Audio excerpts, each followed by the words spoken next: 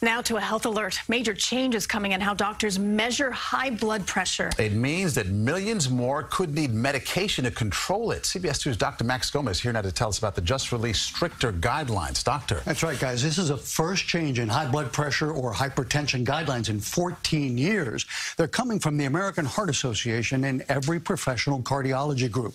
There will now be as much as a 50% increase in the number of people considered hypertensive and perhaps needing medication. It's scary. Brenda Ryder had high blood pressure until she lost weight and got off her pressure medication. But lately, her numbers have been creeping up. Not a lot, but enough that I'm back here today to find out I'm going back on the blood pressure medicine. It used to be that Brenda might not have been considered hypertensive or a candidate for medication. The old guidelines said you didn't have high blood pressure until either of your numbers reached 140 for the high number or 90 for the low.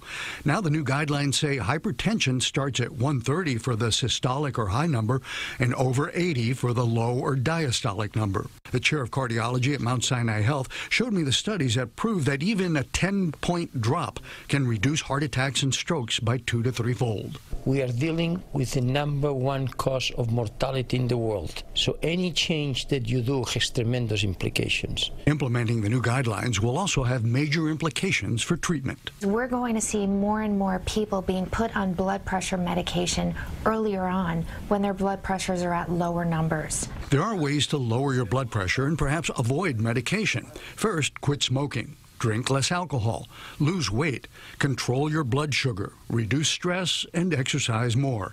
Even so, many, if not most people with what used to be called pre-hypertension will need medication, depending on their individual risk factors. But 30% of Americans with high blood pressure don't even know it. The greatest priority today is to go after the people and to know who has high blood pressure, who has not. And just as bad, Dr. Fuster says many people taking medications for their blood pressure still don't get to the recommended numbers.